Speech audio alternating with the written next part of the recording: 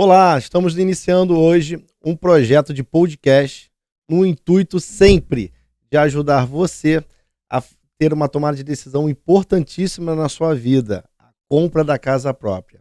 E para isso você precisa de muita segurança, muito subsídio de informação. E esse é o nosso intuito.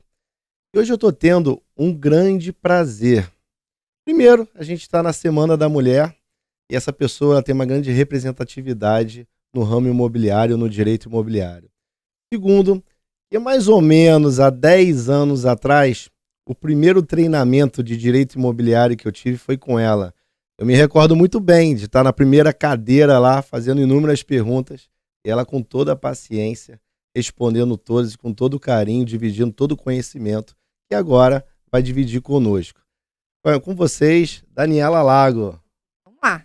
A gente combinou, antes de iniciar, que hoje não vai ter juridiquês, né? Que fala juridiquês? Aqui é um vocabulário simples para que você entenda e que ajude você na tomada de decisão. Dani, niteroense, mãe, advogada, conta um pouco da sua jornada aí até aqui, como é que é o dia a dia de conseguir dividir ser profissional do direito, atender um monte de construtora da cidade, uma das principais advogadas hoje da cidade, das construtoras da cidade, ser mãe, ser esposa. Como é que funciona esse dia a dia aí? Então, Davi, não fala assim, não. Eu sou aquariana, todo mundo fala que aquariana é frozen, mas eu fiquei você falou, eu fiquei até um pouco emocionada. Então, bom. Vai falar que é fácil. Hã? Vai falar que é fácil. Não, fácil não é, né? Não, fácil não é, mas a gente vai... O que a mulher não consegue fazer, né? A gente vai se virando nos 30, né? Assim, graças a Deus, assim, eu só tenho gratidão. Hoje eu me sinto absolutamente realizada na vida pessoal, na vida profissional, né? Então, acho que a gente só tem mais eu tenho mais que agradecer mesmo, né?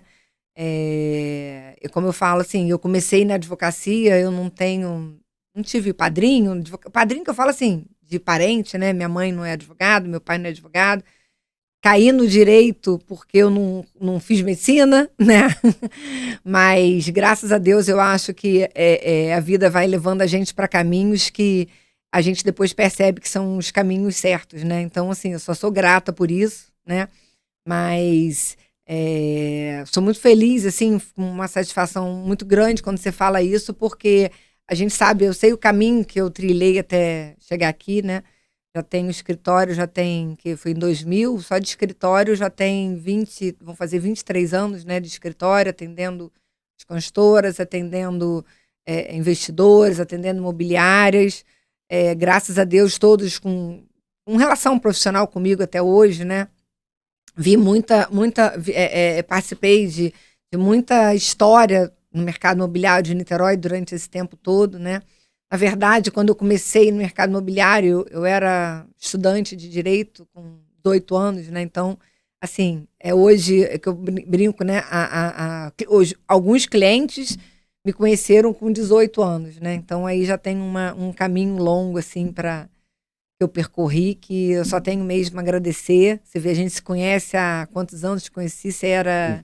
15 anos, né? Você era corretor, ficava lá, eu até brinco... Corretor eu ainda sou. Não, eu sim. Estou diretor e empresário, sim, mas a minha essência na primeira corretor. fileira dos treinamentos, fazendo um monte de perguntas, super interessado. Eu até costumo falar, né? Existem vários corretores hoje, né? Corretor...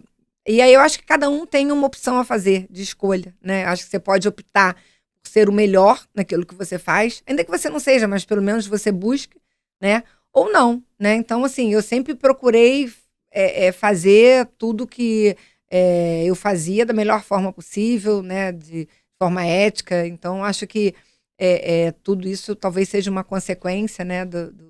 Dessa história, né? Que eu só tenho a agradecer aos clientes que eu fiz até hoje, clientes que hoje eu tenho como amigos também, né?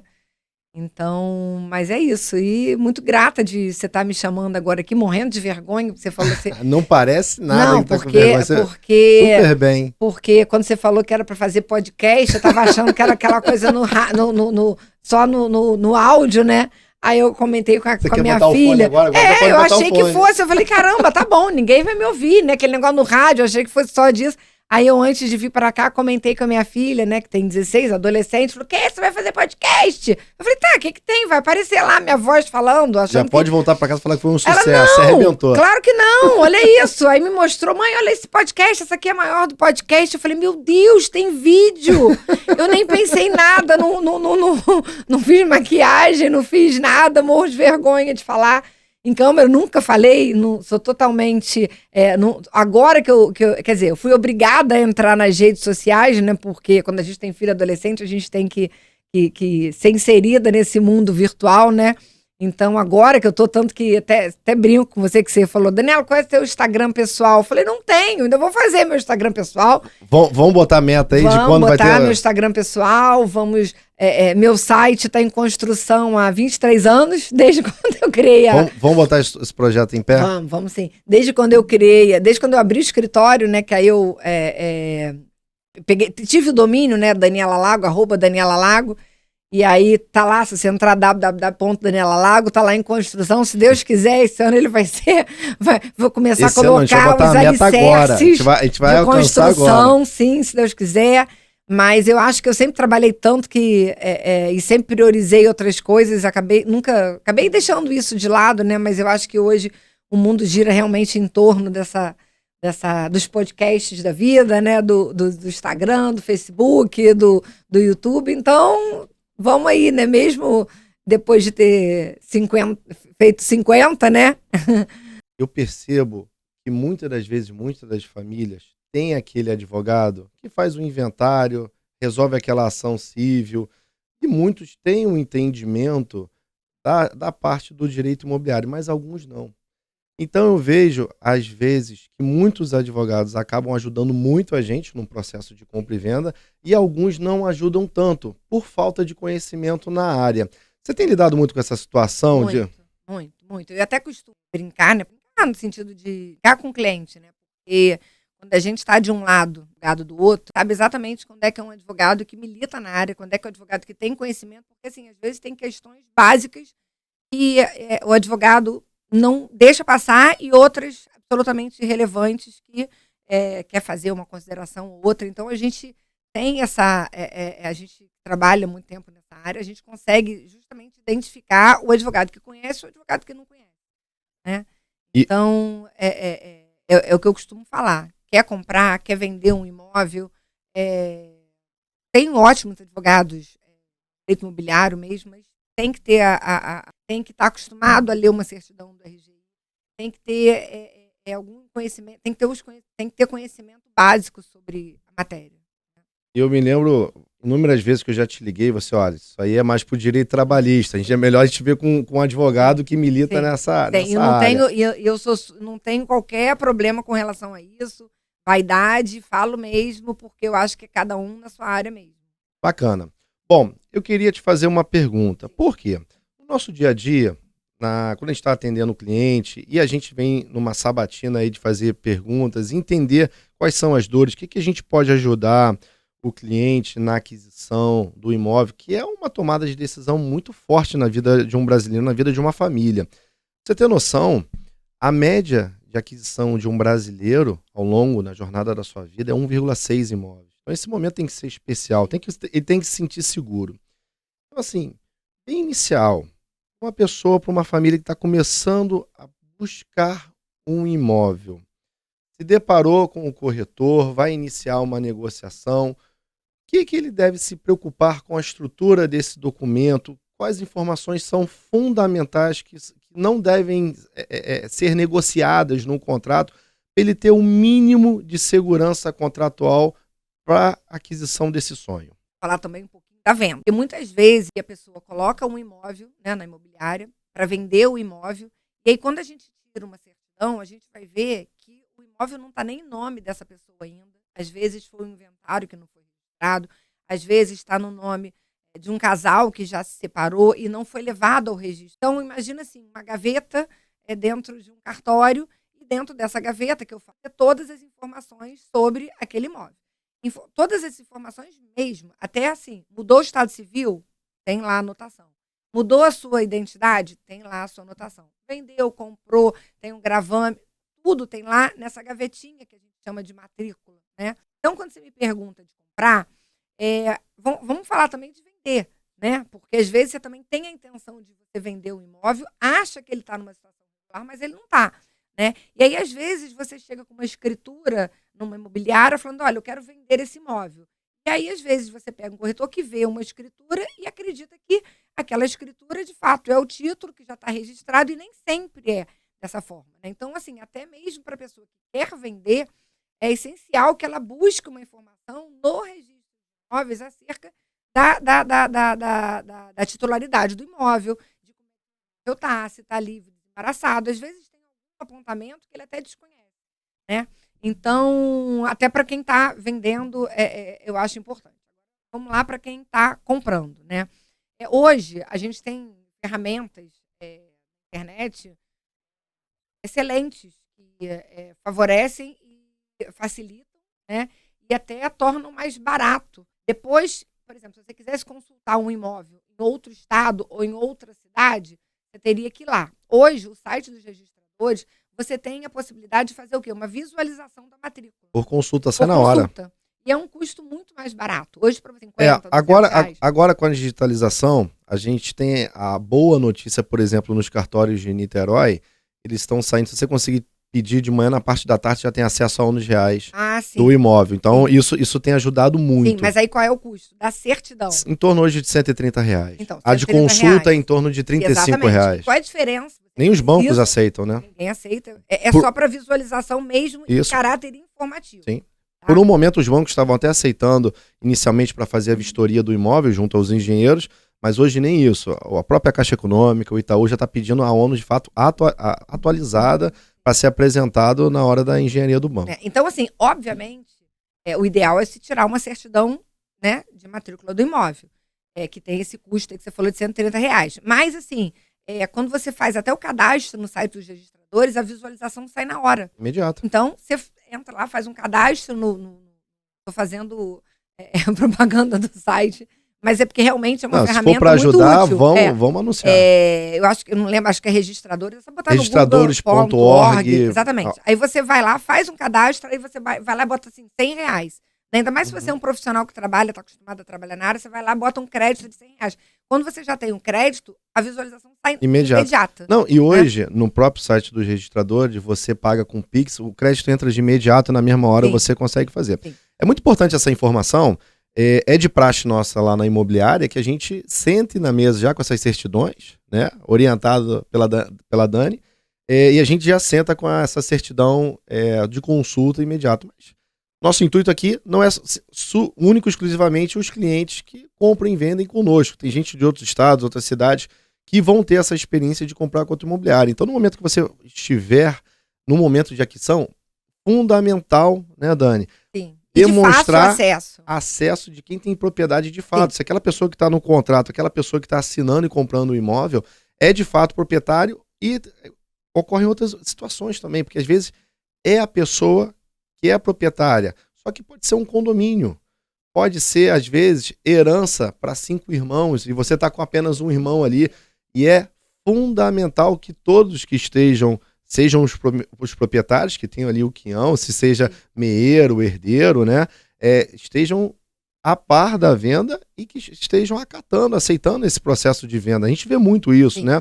É até mesmo assim, para você identificar, né? Então, primeiro caminho, vamos pensar aqui num primeiro passo, né? Você tira uma certidão do registro de imóveis, aí você vai lá ver o imóvel localizado na rua tal, com a matrícula número tal, que está em nome de João solteiro. Então, você sabe que o imóvel é de propriedade de João. Então, se você vai numa imobiliária, se você está comercializando, se você está querendo comprar aquele imóvel, se aparece uma pessoa que não é João, né? Você já começa a achar estranho. Quem é você? O imóvel está no nome de João. Não, mas eu sou o Joãozinho, eu sou o filho do João. Tá, mas cadê o seu inventário, no caso do seu pai? Não, eu já fiz, mas não registrou. Então, quer dizer, não que você não possa levar à frente aquela negociação, né? Mas é importante que as partes tenham ciência da situação jurídica de fato e possam decidir de forma mais consciente se querem prosseguir ou não, né? Então, hoje, primeira situação, primeiro que eu falo até que é o raio-x, né? do imóvel é a certidão do registro de imóveis. O que ela vai mostrar? Ela vai mostrar a propriedade do imóvel, de quem é a propriedade do imóvel, ela vai mostrar quem são os proprietários, ela vai mostrar se existe algum tipo de ônus, tá? Uma situação também muito comum, que acontece principalmente assim, né, em região de casas, né, por exemplo, aqui em Niterói, como uma região oceânica, né? Você tira uma certidão do registro de imóveis e ele está lá como lote. Só que já tem uma casa construída, né? Então, ou seja, o que existe de fato, que é uma casa construída no lote, não está refletindo o que está no registro de imóveis. Não está e averbado. Apenas um lote, não está averbada ainda a construção. Isso é um procedimento que demora às vezes. Por quê? Você tem que buscar uma aprovação no município daquela construção, averbar aquela construção, para que ela então possa virar dentro da matrícula o quê? Como eu falei, mais uma informação, que ali tem o quê? Uma casa construída naquele lote. Inclusive, por exemplo, hoje a gente tem a possibilidade de financiamento com taxas muito melhores do que era antigamente. Eu lembro que quando eu comecei a trabalhar no mercado imobiliário, você viu, me formei em dezembro de 96, então já tem um tempinho, comecei a estagiar em 91, então já tem uma história. Mais de 30 anos, né? Então, e às vezes você vai ver, não tem, desculpa, a taxa do banco, antigamente era assim, 18% ao ano, 16% ao ano. Hoje você tem uma facilidade muito grande de financiar o imóvel, né?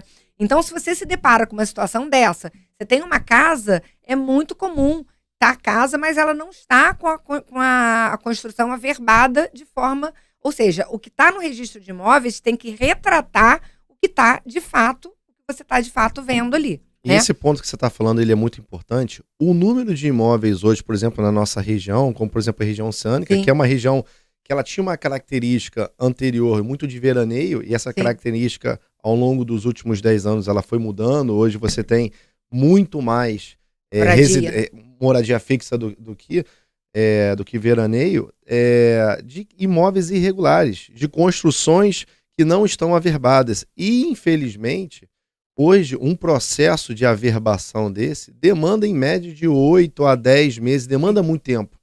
E eu, inúmeras vezes, alguns vídeos, eu tenho aconselhado, e reforço aqui, averbe, deixe o imóvel regularizado. Infelizmente, às vezes, as pessoas precisam de um formato emergencial, vender, dar liquidez ao imóvel, e isso atrapalha. E é exatamente por isso que quando você falou assim, no início, né, da compra, eu falei, vamos falar não apenas da compra, mas da venda. Porque se você precisa vender um imóvel, né, numa situação emergencial, e se você se depara com uma situação onde no registro de imóveis a construção não está averbada, você não vai conseguir. Ainda mais se tiver com financiamento. Se o comprador precisar financiar, que hoje é a maior parte dos casos, né? A maior parte das vendas hoje, acho que se dá por financiamento, né? Sim. E vamos lá, como que a pessoa identifica se está averbado? Está lá lote, altera a nomenclatura para prédio, ao longo ali tem a averbação da construção. Sim. Como é que a pessoa identifica? Então, aí vamos lá, né? Se está averbado ou não. Cada cartório tem você olha assim, tem um formato diferente. Mas assim, primeira coisa, você vê lá, se tiver lote puro, você sabe que não tem lote. Normalmente, quando já tem a construção averbada, tá lá, prédio número tal, da rua tal, ou casa número tal, e aí você entende, pelo menos num primeiro momento, você como leigo, que aquele imóvel tá com a situação regularizada no registro de imóveis, né? Então, como eu falei, esse é o primeiro passo. Vamos para o segundo passo, que a gente precisa se atentar. Se a pessoa que está vendendo, ela está, vamos dizer assim, ela está apta a vender. Quando eu falo apta a vender, no sentido de dar uma segurança para quem compra, né? E por que isso? Quando você vai vender um imóvel, você precisa tirar todas as certidões do vendedor. E por que você precisa tirar as certidões do vendedor? Você precisa saber se aquele vendedor ele está se desfazendo de um patrimônio, né? Se ele está vendendo um imóvel, né? Se desfazendo de um ativo, mas se ele tem passivo, né? Então, por exemplo, se a pessoa é proprietária de um imóvel, né? Ela está vendendo, mas ela tem várias execuções contra ela, ela está fraudando os credores, né? Fraude ao credor. Fraude ao credor. Ou até a execução. E de que forma que você pode fazer, de que forma você verifica isso? Através das certidões dos proprietários, né? Essas certidões dos proprietários, que são certidões absolutamente necessárias quando você vai lavrar uma escritura, algumas têm um custo alto. Mas tem outras que têm um custo gratuito, né? Como, por exemplo, a certidão da Justiça Federal.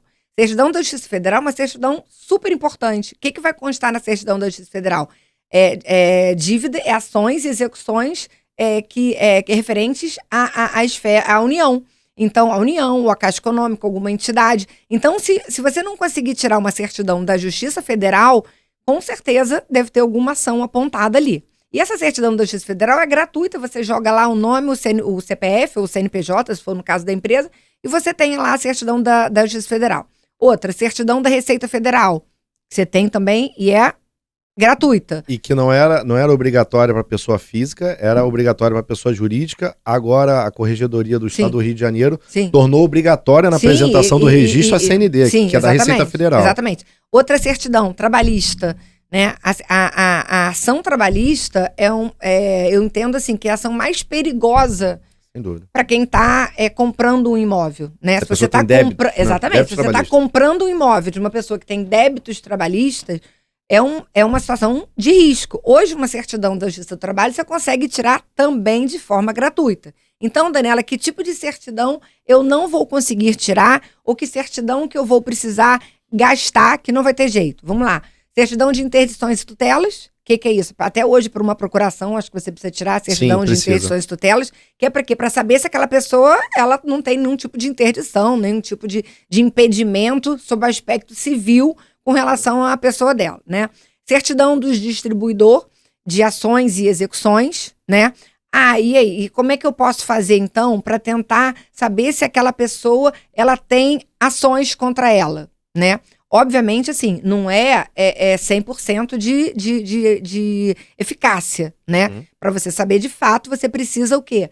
Tirar a certidão. Mas hoje, se você fizer uma pesquisa no site do Tribunal de Justiça, você já bota lá o nome, você vai ver se a pessoa tem ações, se a pessoa tem execuções contra ela. Então, eu acho que hoje a gente tem ferramentas, graças à internet, graças a todas esses artifícios que eu falei, para você, antes de você dar qualquer sinal no pretender comprar um imóvel, ter pelo menos uma expectativa de que realmente aquela compra tem tudo para ser uma compra segura, né? Uma pergunta. Vamos supor que foi retirada a certidão e apareceu uma ação civil lá. Qual o formato, qual a preocupação que o cliente deve ter para que torne a venda segura? Sim, vamos lá. O que não pode acontecer? Ter ação pode ter, né?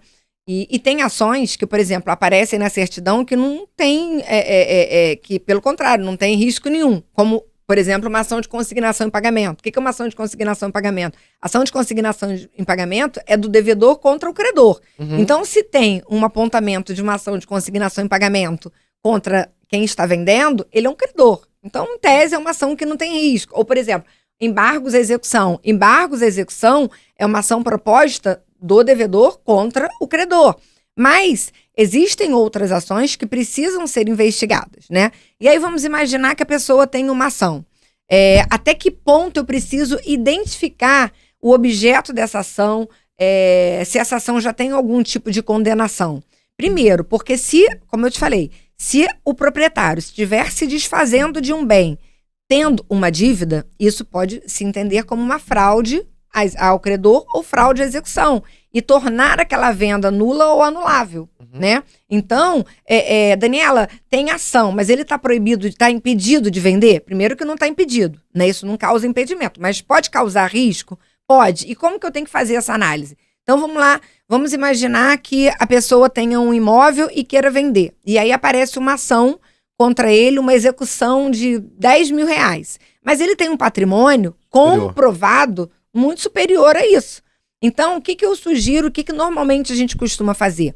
Como que eu vou provar que no momento daquela compra, aquela pessoa que estava me vendendo, ela tinha um patrimônio, né? Então, a gente normalmente faz constar o seguinte, vai constar na escritura que tem uma ação distribuída. Ele é obrigado a constar. Então, a gente pergunta assim, vendedor, você tem algum outro imóvel? Ou você tem algum outro patrimônio?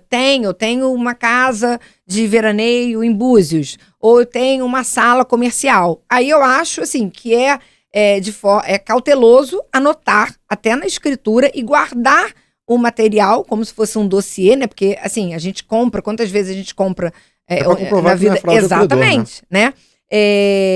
Provar que... Aí, normalmente, eu peço para constar na escritura o seguinte, que tem apontamento, no entanto, o vendedor demonstrou ser proprietário do imóvel localizado na rua tal, tal, tal, tal, tal. Ou seja, eu identifico ali que ainda que ele tenha uma ação contra ele tem um patrimônio superior de forma que não comprometa a venda, né? Então, respondendo de forma mais direta, se constar na certidão um apontamento restritivo de algum tipo de ação, isso é impeditivo para venda? Não, não é impeditivo, mas... cautela aí, identificar qual a natureza, exige uma o valor cautela, dessa ação. a natureza, o valor, né? Por exemplo, ações da Justiça Federal são ações que me assustam um pouco, né? Acho que débito trabalhista? Tanto quanto. Mas assim, o que acontece? O débito trabalhista, quando você tem uma ação na trabalhista, você tem ali um credor que está cobrando e é de fácil negociação. Você pode chegar a procurar aquele credor, aquele trabalhador que trabalhou para você e que está te ajuizando uma ação e tentar fazer um acordo com ele. Porque isso é difícil, às vezes, na federal. Quando chega nesse ponto, é porque já transitou em julgado e a pessoa não pagou, não executou o pagamento. Então entrou em débito. Porque pode estar em trânsito a ação, não foi transitado em julgado, olhar as certidões e ter exatamente essas preocupações. E as pessoas, a aquisição de imóvel, a compra e venda de imóvel, ela é tão séria como qualquer coisa, qualquer preocupação que você tenha na aquisição. A documentação, verificar a documentação, como que é importante. Sim. E no caso como esse, você pode até perder o imóvel, né, Dani? Sim, sim. Ou então, pelo menos, causar uma dor de cabeça enorme, né? Enorme. Vai precisar te ligar. Vamos lá. Então, a pessoa viu a documentação, identificou as certidões, tá tudo ok. O que é importante a preocupação do próximo passo nessa documentação, nesse contrato? Que tipo de contrato é esse? Como é que ele deve estar formatado, passado essa etapa da documentação? Então, vamos lá. As pessoas têm costumam achar que aquele contrato preliminar, que a gente chama de recibo sinal, princípio de pagamento, tem que ser uma coisa simples, né? Papel de pão, que fala, né? Papel de pão. Que tem que ser um contrato simples. E não pode ser um contrato simples, né? Porque é o início de uma história, né? Ali dentro de um contrato preliminar, de um recibo de sinal, princípio de pagamento, tem que estar previsto todas as situações referentes àquela compra e venda, né? Então, eu até brinco assim, você pega um recibo de sinal, princípio de pagamento com 2, 3 folhas, é impossível. Não pode ter. Aquilo ali não teve um cuidado necessário. Tudo bem que, óbvio, às vezes é uma venda praticamente à vista, bem simples, né? Você vai dar um sinal, vai fazer o saldo na escritura definitiva, de fato, ele pode ser uma situação simples. Só que existem outras questões também que precisam ser colocadas dentro de um contrato preliminar, né? E aí a gente estava até conversando, Daniela, mas a questão do direito de arrependimento, né, que a gente fala de arras penitenciais, ou arras confirmatórias, que tem até um nome muito bonito, que eu lembro que eu demorava a identificar qual que era qual que era outro, e depois eu criei um slogan para você. Não, eu criei uma forma de entender que é a seguinte, né? Vamos lá. As pessoas falam assim, né, de forma bonita, arras confirmatórias e arras penitenciais, né? E o que significa isso? É que quando você assina um contrato preliminar, e assim, antes de você assinar o contrato preliminar, eu acho imprescindível você identificar a característica que você quer dar àquele contrato, né? E aí, normalmente, você pega um contrato preliminar, todos têm aquela cláusula assim, se a pessoa se arrepender, se foi quem vendeu, vai ter que devolver, se a pessoa se arrepender, vai ter que devolver em dobro, ou então vai perder o sinal, né? Essas consequências. E aí, nem sempre essa é a melhor regra, né? Então, eu vou até dar um exemplo que a gente sempre dá nos cursos, que é um exemplo prático e verdadeiro, né? De uma situação que você está comprando um imóvel, vamos supor, você mora num prédio, aí a pessoa da cobertura está querendo vender o apartamento. Você nem tinha pensado em vender seu apartamento, né? Mas como surgiu essa oportunidade, você quer vender o apartamento especificadamente porque você quer comprar aquela cobertura. Se aquele proprietário da cobertura não estivesse vendendo, você jamais venderia o seu imóvel. Aí você vai e assina um contrato de um contrato preliminar com o proprietário da cobertura. E você coloca seu imóvel à venda, né? E aí eu te pergunto, você pode colocar nesse contrato uma possibilidade de arrependimento? Ou seja, você pode colocar o contrato como arras penitencial? O que é o penitencial? O penitencial permite que você se arrependa e a pena, daí vem penitencial, a pena é o quê? Ou você perdeu o sinal ou você tem que devolver, na verdade devolver o dobro, a lei fala em devolver o equivalente. Né? Porque nem sempre sinal é em dinheiro, né? Então por isso que está na lei como equivalente. E naquela situação de fato, interessa você pode correr o risco de vender o seu imóvel e amanhã ou depois o proprietário da cobertura se arrepender? Não. Então jamais um contrato desse pode ter essa característica de um sinal com característica de penitencial. Por quê? Porque você tem que torná-lo totalmente revogável e retratável, de forma que a pessoa não possa se arrepender. Então, uma situação que eu vejo com muita frequência é as pessoas acharem que sempre o padrão tem que ser aquele. É a mesma receita para todo mundo. Exatamente, de poder se arrepender. E nem sempre, como eu falo, é uma roupa apertada para um manequim que é maior, né? Nem sempre. Por exemplo, às vezes você vai assinar um contrato preliminar, se você tem uma cláusula dessa de possibilidade de arrependimento, com arras penitenciais, aí você vai, coloca o seu imóvel, vai vender, e aí depois a pessoa se arrepende e só a devolução do sinal, para você não vai ser satisfatório. Né? Ainda mais que ela teve também custos aí. Exatamente. As certidões então, hoje oneram. Dizer que esse é um modelo, usar isso como modelo, como eu vejo, eu acho que é o primeiro erro na hora que você vai fazer um contrato preliminar de promessa de compra e venda, né? Um recibo sinal, princípio de pagamento. Então, assim, a primeira coisa que eu falo é que quando você vai assinar um recibo de sinal, princípio de pagamento, você precisa conhecer um pouquinho a história daquela compra, né? Então, eu dei um exemplo aqui de uma compra em que se o vendedor se arrepender, vai ser uma situação péssima para o comprador. Então, numa situação dessa, você tem que colocar um contrato prevendo que a não possibilidade de arrependimento, o contrato irrevogável e retratável, e com aquela outra característica. Agora, por exemplo, numa outra situação, eu estou comprando um imóvel, mas eu estou numa situação, eu não sei se eu vou conseguir obter ou não aquele financiamento, eu tive uma restrição num determinado momento, aí o que eu sugiro? Um sinal pequeno, né? A gente cansa de ver isso. Um sinal pequeno, sim, né? Com a possibilidade de arrependimento.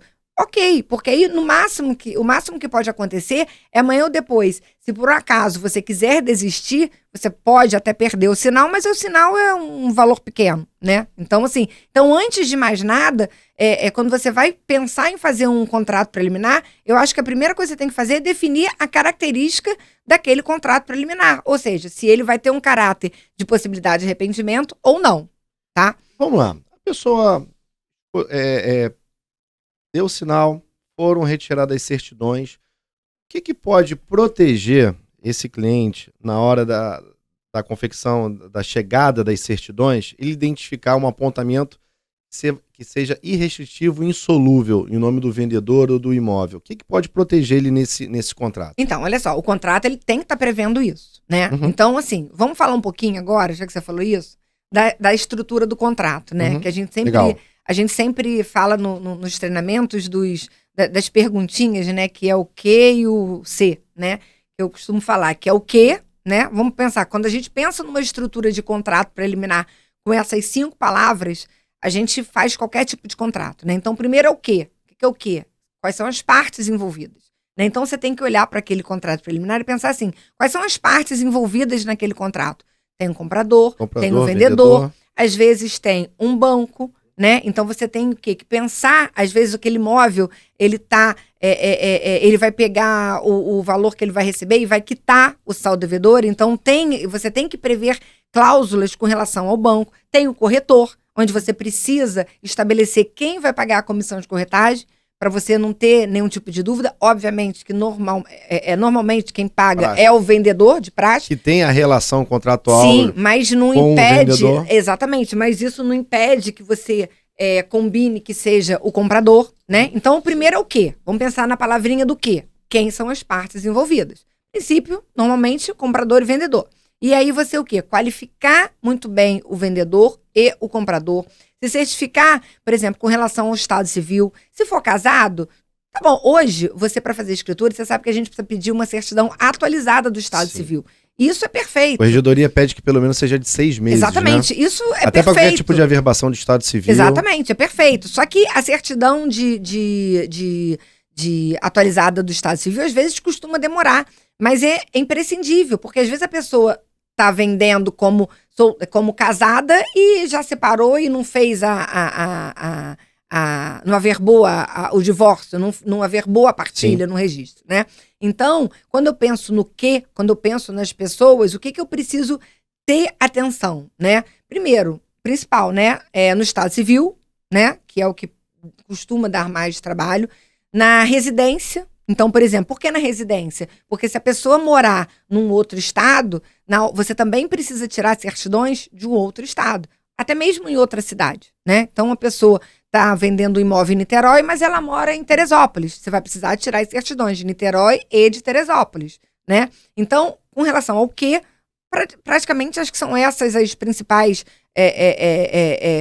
preocupações, né? Sim, e a qualificação é muito importante. Sim. Porque, por exemplo, é normal que a pessoa faça aquisição, por exemplo, numa habilitação, e depois pode mudar para um Detran, um IFP e algo. Sim. E se essa qualificação ela tiver muito rasa, não tiver completa, no cartório você vai cair no problema do princípio do direito da continuidade. Para você comprovar que é realmente aquela pessoa que está alterando a documentação, que é ela que fez a aquisição lá atrás. Eu já tenho visto muitos cartórios hoje em dia, quando você tem uma qualificação muito rasa, pedindo uma comprovação até de um imposto de renda ou de o documento original, a escritura original, para comprovar que de fato é a pessoa que lá atrás fez a transação do imóvel. Então essa parte da qualificação completa, importante, ela é fundamental. Sim, e até, por exemplo, eu até costumo fazer, quando eu faço as minutas, na hora de identificar o promitente vendedor, eu costumo seguir exatamente como está no registro de imóveis. Né? Porque ali a gente consegue o que você está falando. De repente, o João, que está vendendo, ele colocou lá a identidade dele como IFP. E hoje ele usa Detran. Então, se ele fizer uma escritura identificando com o número de identidade de Detran, não vai acontecer nada? Vai precisar verbar a alteração da identidade, porque ele está identificado com o número de IFP e agora ele está fazendo uma escritura de venda como Detran. Né? Então, assim, eu costumo pegar sempre a qualificação exatamente como está no registro de imóveis com relação ao vendedor, né? Então, falei da primeira palavrinha-chave, que é o quê. Aí agora a gente fala do o quê, né? Não, desculpa. Do quem, agora é o quê. Foi o quem que eu falei primeiro, né? Isso. Então, agora vamos para o quê. O que é o quê? O quê é o objeto daquele contrato. O que eu preciso identificar no contrato preliminar com relação ao objeto, que é o quê. Então, a gente falou do quem, agora eu estou falando do quê. Primeiro, identificar o imóvel exatamente como ele está no registro de imóveis, né? O objeto. Identificar o quê? A matrícula, identificar o número da inscrição dele na prefeitura, né? Na prefeitura. Até fazendo um parênteses aqui, entre a diferença entre matrícula e inscrição, que às vezes as pessoas acham que é a mesma coisa, né? Matrícula é a identificação dele no registro de imóveis. Inscrição é a identificação dele na prefeitura, no município. É importante, nesse momento, ele comparar com os reais que está sendo apresentado para ele, essas informações básicas, de fato, exatamente. Né? Então, primeiro identificação do imóvel. Segunda cláusula sobre o quê? O título aquisitivo. Eu acho importantíssimo. E eu já consegui identificar alguns problemas visualizando o título aquisitivo. Como assim, Daniela? Por que você vai se preocupar com o título aquisitivo? Porque se eu pego um título aquisitivo recente, então, por exemplo, se eu vejo que a pessoa que está me vendendo, ela comprou há 2 anos, vamos supor, mais ou menos, e já está vendendo, pode ser que ele tenha feito um contrato preliminar e só há 2 anos atrás que ele efetivou. Mas só que, como hoje você só precisa tirar as certidões de quem está vendendo, você não vai tirar a certidão da pessoa do anterior, do antecessor àquele imóvel. E isso, às vezes, acontece o quê? Às vezes acontece uma fraude. Às vezes, a pessoa está começando a ficar num estado de insolvência. O que ela faz? Passa para o nome de outra pessoa e essa pessoa depois logo vende. Então, por isso que eu costumo falar que o título aquisitivo, às vezes, ele pode dar algumas informações e até alguns indícios acerca da propriedade anterior. Ou seja, vamos lá, vamos ver se eu entendi. Comprei um imóvel em 2018, Aham. começou uma ação que pode prejudicar ou gerar um grande risco de execução desse imóvel. Eu vendi para um primo meu em 2020. Sim. Nessa transição, vai constar ali que havia apontamentos nessa certidão minha, Sim. que vão sair nas certidões. Chegou em 2022, 2023, eu vou fazer uma nova venda. Sim. Isso. E Só quem que comprar só vai tirar as suas certidões. só vai tirar as suas certidões. Então, você está falando o seguinte, é importante quando você tem um espaço curto de compra e Sim. venda aí, Verificar o porquê daquilo. e também exigir que no ARRAS, no contrato de compra e venda, esteja informando como é que foi o formato de aquisição desse vendedor. É isso? É até obrigatório, constar. Você quer ver uma outra coisa? Por exemplo, dação em pagamento, né? Não é comum. Mas dação em pagamento o título aquisitivo como sendo uma dação em pagamento é uma das formas mais fáceis de fraudar, né? Então, se você está comprando um imóvel e aí você vê que a pessoa, o título aquisitivo dela foi uma dação em pagamento, ou seja, ele recebeu aquele imóvel em pagamento de alguma dívida, você já acha estranho, né? Então, Maior assim, cautela. Maior cautela. Então, na verdade, quando eu falo da importância do título aquisitivo, de você identificar e descrever, é apenas como um indício, apenas como que um trabalho investigatório mesmo, para você se certificar. Porque hoje, a boa-fé, ela é imprescindível, né, para você derrubar, né, uma alegação de fraude ao credor ou fraude de execução. Então, de fato, você precisa, amanhã ou depois, se tiver algum problema, mostrar que você teve cautela, que você agiu, que você comprou de boa fé, né? Então, nada mais justo do que você, nem falo justo, mas nada mais natural do que você fazer essa pesquisa, né? Então, a gente falou agora do título aquisitivo. Então, estou falando do quê? Então, o que que eu falo do quê? Que é o objeto? A descrição do imóvel, o título aquisitivo. Aí agora a gente vai falar da situação geral do imóvel, que é aquela cláusula básica que fala assim: o vendedor declara que o imóvel está livre, desembaraçado, quite com todos os impostos e taxas, desocupado de pessoas e coisas, né? Aquela declaração básica, que é a declaração que você só pode fazer se de fato você tiver uma certidão do RGI ali, né? De forma não tem pelo nenhuma menos pessoa a reclamar, inclusive isso, o seu estado civil. Então vamos dizer assim que essa é uma terceira cláusula do objeto, né? Uma outra declaração importante também que a gente faz constar na cláusula do objeto é com relação ao vendedor. O vendedor declara não ter conhecimento da existência de apontamentos, de ações contra ele, seja municipal, estadual, dívidas, ou seja, declara que ele não tem conhecimento. Por que é importante isso? A gente, naquele momento, a gente não está tirando uma certidão do vendedor. Então, se a gente não está tirando a certidão do vendedor, a gente precisa, pelo menos, ter algum tipo de segurança de que ele está declarando que ele não tem conhecimento. Porque se amanhã ou depois a gente tira as certidões e aparece um apontamento... Uma ação de 2 anos atrás, não, de uma 3... ação contra ele, que ele já foi citado, que ele está apresentando defesa, ele fez uma declaração que não... falsa, né? E isso daí facilita, amanhã ou depois, na rescisão do contrato, até mesmo por culpa do vendedor, que fez uma declaração sobre o estado civil dele que não era verdadeira, né? Então, dentro do que, normalmente a gente divide, né, o contrato preliminar, daí você já vê que a gente já tem mais ou menos uma folha e meia de contrato, né? Sim, sim. Então, aí vamos lá. O outro é o quanto, a gente fala, né? O quanto é o quê? O preço. Formato de pagamento. Isso. Aí vamos lá, o que a gente vai falar numa cláusula de preço? Né? A gente vai falar do preço, a gente vai falar do sinal, e aí eu acho importante, na hora de você especificar qual é o valor do sinal, de você também avaliar até onde foi a sua pesquisa, de forma que para você dar um sinal significativo, né? Então, por exemplo, se você acha que aquela venda pode ter algum tipo de problema, até canso de falar isso com você, falo, Davi, bota um sinal pequeno, porque aí o risco, se der algum problema, a devolução é pequena. Você não vai botar um sinal Uma coisa é devolver 5, 10 mil reais, outra coisa é devolver 100 mil reais. Exatamente, né? Então, o quanto que a gente fala é o quê? É o preço e a forma de pagamento. E o espaço também é muito curto, né, Dani? Porque você dá um sinal Hoje, mais ou menos em 5 dias úteis, você consegue estar em poder de todas essas certidões. Sim. Para ir, nesse momento, sim, fazer um complemento. Sim. Uma dúvida. O cliente assinou o documento e o sinal não foi depositado. Ele tem validade jurídica, esse documento? Então, olha só, eu entendo que não, tá? Porque, assim, na verdade, ele não configurou, ele não existiu, né? Houve, assim, uma intenção das partes, mas ele não existiu. Mas hoje eu acho, assim, com Pix, com TED... Faz na hora. Não tem muito, não acontece muito. Acontecia muito quando era cheque, né? Uhum. Hoje em dia não vejo muito isso com frequência, Com né? Pix, então, ajudou muito. Exatamente, né? Então vamos lá, continuando falando da cláusula do quanto, né?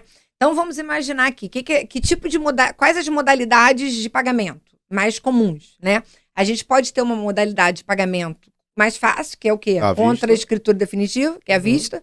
E aí a gente vai colocar o saldo. Vai ser pago contra a outorga da escritura definitiva. Agora, importantíssimo que eu canso de ver que não tem previsão, o prazo, né? Então, assim, ok, o saldo vai ser pago contra a outorga da escritura definitiva, mas quando vai ser feita a escritura definitiva? Em que momento? Em que momento, né? Então, às vezes, a gente não vê Então, o ideal o saldo será pago contra a escritura definitiva no prazo de até... Aí eu costumo colocar um prazo a partir da contada contada a partir da apresentação dos documentos. Das certidões obrigatórias e documentos. Então, vamos lá. O saldo devedor será pago contra a outorga da escritura definitiva no prazo de 10 dias da apresentação dos documentos descritos na cláusula anterior, né? Tem um ponto só aí que é importante, é o seguinte. Esse prazo é muito importante, aí que também a importância do acompanhamento de um corretor, por exemplo, na cidade de Niterói, a gente consegue de imediato hoje online tirar o ITBI. Na cidade de São Gonçalo, você já tem que dar a entrada com a ônus reais atualizada e demora mais ou menos de 1 a 2 semanas. Então esse prazo é muito importante, porque se você também não tiver a guia do ITBI em mãos, você não conseguir pagar a guia do ITBI, você não consegue lavrar a escritura. Tão quanto importante o acompanhamento de um corretor que está acostumado a fazer esse processo, para que ele saiba mais ou menos qual é o prazo que ele tem, não só das certidões, mas que ele tenha a guia também do ITBI, né? Sim. Então, voltando, né, a gente falou da modalidade mais simples, que é a da compra e venda à vista, né? Você vai fazer um sinal e a pessoa já tem o dinheiro, vai efetivar a escritura daqui 15 dias, 20 dias, e tranquilo. Aí, outras modalidades de pagamento. Se ele for pagar a prazo. Se ele for pagar através de parcelas, você tem ali uma série de cláusulas que você tem que prever dentro do teu contrato. Não é muito comum, né? Pagar com parcelas, né? Mas, se, por exemplo, acontecer, eu vou dar um sinal agora, vou pagar uma parcela daqui a 2 meses e vou pagar... vou fazer uma forma... Vou assinar algumas promissórias. Vou fazer de forma parcelada. O que você tem que prever?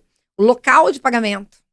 Você tem que prever as penalidades para atraso e você tem que prever as consequências do não pagamento, né? Então, por exemplo, o local do pagamento, eu canso de ver, vai pagar através de tantas parcelas. Tá, mas vai pagar como? Em uma conta, através um de cheque, depósito, em espécie. Exatamente, através de depósito, qual é o dia, né?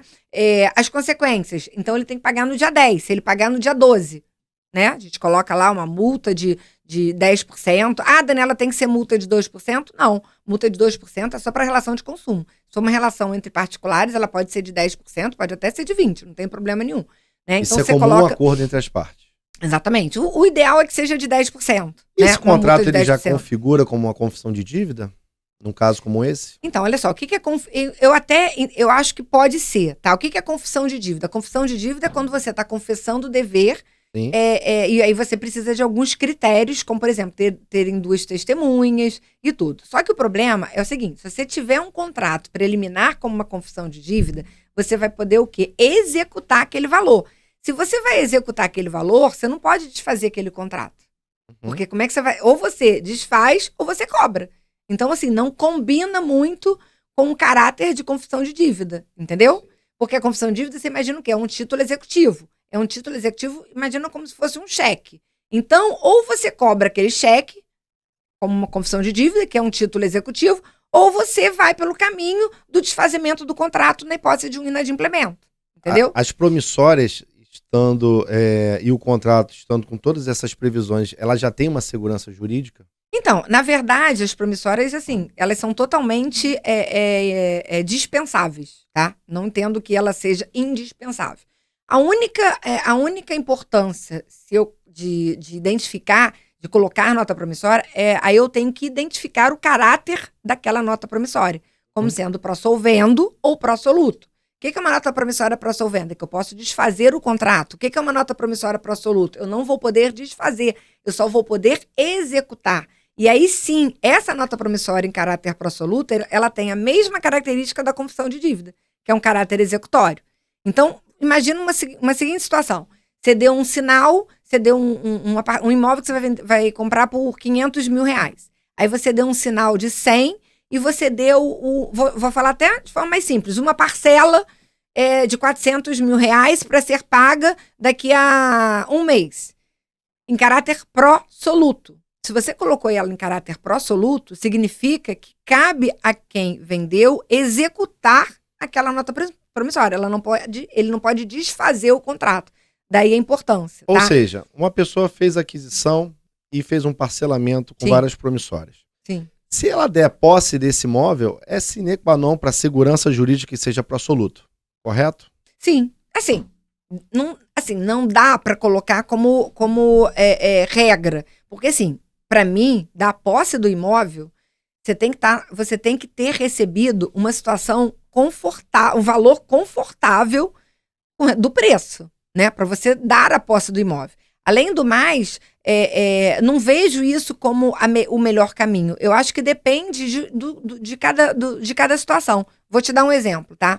Você quer dar posse do imóvel, é um apartamento que você está pagando uma grana um valor alto de cota condominial, um valor alto de condomínio, e você admite dar a posse tendo recebido metade do preço, 50% do preço, tá? Então, vamos lá, imóvel de 1 milhão, você deu 500 mil e você concordou em dar a posse para quem está comprando com 500 mil reais. Se você coloca uma nota promissória em caráter pró-soluto com relação a esse saldo do preço, você só pode executar esse saldo do preço. De outro lado, se você coloca ela como um caráter pró-solvendo, você pode o quê? Optar pelo desfazimento do contrato. Negócio. Então, eu acho que, às vezes, é melhor até você não identificar, não tem necessidade de você vincular o pagamento parcelado a uma nota promissória. E dependendo, é melhor você justamente não identificar. Até mesmo colocar uma cláusula dizendo o seguinte, que o saldo do preço será pago numa determinada data. Ponto. Caso o comprador não pague, poderá o vendedor optar, número 1, por executar a dívida, né? Ou por rescindir o contrato. Continuando. Na hipótese de optar o vendedor por rescindir o contrato, fica ajustado entre as partes que o comprador perderá 50% do valor pago. Até então. E mais 1% de taxa de fruição ao mês, né? Então, você vê que, às vezes, pode ser uma situação mais favorável. Então, eu acho que você identificar e você... eu não gosto muito de você taxar, né? Isso tem que ser dessa forma. Eu acho que depende de cada caso. Eu acho que no direito imobiliário você não pode trabalhar em padrão. Você tem que adaptar ao caso concreto. Depende da situação. Então, por exemplo, eu tenho um prédio onde eu tenho 10 salas comerciais, eu quero vender e, é como eu falei, eu quero dar posse para ele.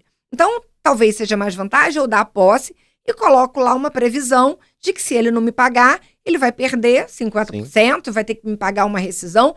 Pode ser que ele demore, porque ele vai ter que entrar com uma ação de rescisão, de reintegração de posse. Sim, mas quando ele retomar esse imóvel, ele já vai ter retomado e vai ter uma vantagem de reter do comprador um percentual grande mais uma fruição. De repente, ele vai retomar esse imóvel e não vai ter que devolver nada, né? Então, assim, em resumo, né, com relação ao pagamento parcelado, eu não gosto muito de usar regras fixas com relação às situações. A cada situação utiliza um modelo mais adequado. E eu acho que vai muito de acordo com... E aí eu acho que entra o trabalho do corretor no sentido de verificar o que é o melhor para o cliente, né? O que é o melhor para aquela pessoa que está vendendo, né? Qual o formato mais seguro, que se adequa à melhor situação. Que se adequa. E não usar como modelão. Não usar aquilo como... O que eu vejo... Ctrl-C, Ctrl-V. Exatamente. O que eu vejo é muito modelo pronto, né? Muito modelo... uma situação idêntica para todos os casos. E nem sempre o que é bom para um é bom para o outro, né? Então, voltando, a gente falou um pouco da forma do pagamento parcelado, né? Que, como eu te falei, eu vejo que não tem necessidade de você... identificar o saldo como nota promissória. Eu acho que, pelo contrário, você pode deixar mais livre e colocar a critério do vendedor executar aquela dívida ou rescindir o contrato com aquelas penalidades, ok? Outra forma de pagamento que eu acho que hoje é a mais comum, que é com financiamento, né? Hoje a gente tem, né, como eu falei, a gente tem a possibilidade de taxas boas. Hoje os bancos tem uma segurança maior, né, em financiar, então eu acho que hoje é a modalidade mais comum. É considerável a porcentagem hoje aqui são com financiamento, né? Que muda, porque quando você faz o formato de recursos próprios, você lavra a escritura e você vai a cartório, né? Aliás, você faz o sinal, lavra a escritura no cartório. Você registra se o cartório já for de registro, você leva para registro. A diferença do financiamento é que você faz o sinal, é feita a engenharia, da unidade, vai o engenheiro do banco, faz a unidade, tá tudo ok, confere a documentação, emite o contrato. Aquele contrato ele tem um contrato particular com força de escritura pública, né? E você leva depois esse contrato para registro, que é mais usual. Sim. Mas vamos lá. Então, assim, com relação aos contratos preliminares, né, que a gente está falando, quando ele tem o financiamento, você tem várias cláusulas que você tem que colocar, né? Então, por exemplo, primeiro, prazo. Qual é o prazo razoável para aquela pessoa pagar com financiamento, né? Por quê? O processo de financiamento, o contrato vai demorar a ser assinado, né? Então, o que você imagina hoje? Um prazo de 30 a 60 dias? Hoje em dia, se não tiver pendência nenhuma, um processo roda em torno de 40 a 45 dias. Então, eu sempre sugiro um prazo de 60 dias úteis, porque hoje a gente conta tudo como dia útil, né, nos cartórios, emissão de certidões e tudo. Então, eu sempre sugiro, então, uma parcela que vai ser paga através de recursos de financiamento. E aí, quando? Né? E aí, aquilo que eu falo que às vezes... Que momento deve ocorrer? Não, você tem que datar. Vai ser pago com parcela, com financiamento, mas quando, né? É imprescindível. E às vezes eu pego um contrato preliminar onde não tem a data. Então, o que eu acho razoável? Será pago através de uma parcela com recurso de financiamento no prazo de, normalmente eu coloco, até 60 dias úteis contados da apresentação dos documentos que estão previstos na cláusula anterior, que são as certidões, né? Certidões pessoais, as certidões do imóvel, as certidões, os documentos de quitação, né? Quitação fiscal, quitação condominial. Então, eu acho um prazo razoável, né? E aí, tá bom. Aí eu identifiquei quando que vai ser pago aquela parcela de financiamento. Um adendo aí. Até a preocupação de uma segurança de quem está acompanhando a gente. Em Lavrouxa, foi emitido o contrato com todas as certidões e esse contrato foi emitido no dia 10, tá? E o cliente comprador, ele vai receber o salário dele só no dia 5 do mês seguinte. Pode prever algo no contrato que dê obrigação de tempo para pré-notar esse contrato, ou seja, dar entrada no cartório? Sim, olha só, eu acho que aí até ia ser uma das outras subcláusulas com relação a isso, tá? Eu vou só terminar meu raciocínio com relação às cláusulas que devem conter o contrato com relação ao pagamento através de financiamento, e eu vou falar exatamente disso que você está falando, que é super importante, né? Então, quais as outras cláusulas? Vamos dizer assim, quais as subcláusulas? Então, vamos lá. Primeiro, se o comprador não obtiver o financiamento, né? Quais vão ser as consequências se ele não obtiver financiamento, né? Então, ele pode não obter financiamento por culpa dele, comprador, ou por culpa do vendedor. Né? Falta, às vezes, de uma averbação, falta de entrega de documentação. Ou porque o documento não está, ou porque a certidão do RGI apareceu algum apontamento que não pode. Ou então, que já havia acontecer, tem alguma pendência que é a documentação do vendedor e por algum motivo ele saiu do país. Sim. Está viajando, ou então Sim. não tem previsão de retorno. Sim. E precisa daquela documentação do vendedor para você conseguir tramitar de forma sadia o registro no cartório. Porque se ficar pendente no cartório, o registro não é finalizado. E se não é finalizado, se for financiamento, não recebe. E se tiver lavrada a escritura, vai ficar pendente de sair o registro da escritura. Sim.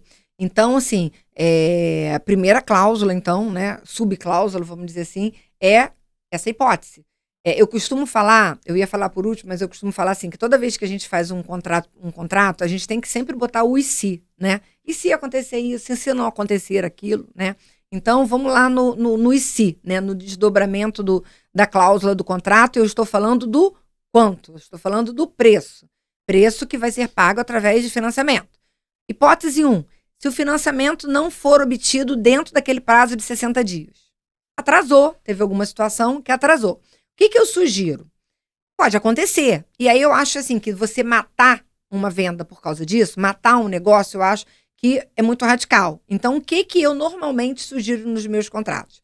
Se não for assinado em 60 dias úteis, eu coloco um juros de 1% ao mês e mais uma correção monetária se demorar até 30 dias. Agora, se ultrapassar 90 dias úteis, aí eu já acho mais, já foge um pouco, já é um tempo mais exagerado. Já passou da razoabilidade. Já passou da razoabilidade. Né? E aí, então, o que a gente pode prever? A gente pode prever a devolução do sinal, a gente pode prever a restituição do sinal. E como que eu acho razoável que a gente defina isso? Por que não foi obtido? E aí vem aquilo que a gente estava falando. Não foi obtido por culpa do comprador ou por culpa do vendedor? E daí eu acho super importante a gente, quando tem um contrato com financiamento, a gente verificar e ter uma declaração, um indício muito provável de que o comprador, de fato, já aprovou o financiamento. Né? Hoje ele tem lá a carta de crédito, então tudo indica que, de fato, ele vai pagar com a carta de crédito. Então, num contrato que tem financiamento, você vê quantas situações você tem que prever, né? A demora, se ele não obtiver o financiamento em 60 dias, se ele não obtiver, que vai acontecer? Se ele não obtiver em 90 dias, quais as consequências, se vai pagar, se vai perder o sinal, ou se vai se pagar uma multa ou não, e aí vem um desdobramento do contrato. Outra situação, que algumas pessoas não sabem, né? Mas quando você faz um contrato de financiamento, o banco, ele só paga quando você faz o quê? O registro. Né? Então, para o banco pagar, ele tem que estar com o contrato registrado. Sim. Ele pede o contrato e ônus de reais já em nome do comprador. Então, é imprescindível constar no contrato o quê? Uma obrigação do comprador adotar todas as providências para registrar o contrato no registro de imóveis num prazo, aí eu coloco aí de 5 dias. E aí vem aquela pergunta que você fez. Né? Você fez uma pergunta assim, eu posso colocar uma cláusula que a pessoa, dando um tempo maior para o comprador, para ele levar o contrato a registro? Eu acho assim que não convém, né? Porque assim, porque ele recebe no dia tal, ele está comprando um imóvel, então ele tem que assumir compromissos. O vendedor Exatamente. Só vai efetivamente receber o valor do financiamento quando o contrato for registrado. Então, eu normalmente costumo colocar um prazo para ele apresentar no registro de imóveis, né? E quando for apresentado no registro de imóveis, então, o vendedor pode, então, ter a disponibilidade daquele recurso decorrente do financiamento, né? E a isso, eu vou aproveitar e falar da cláusula da posse, numa situação dessa de financiamento, né? Daniela, em que momento você acha razoável que o vendedor dê as chaves para o comprador, entregue as chaves para o comprador quando ele tem uma situação de financiamento?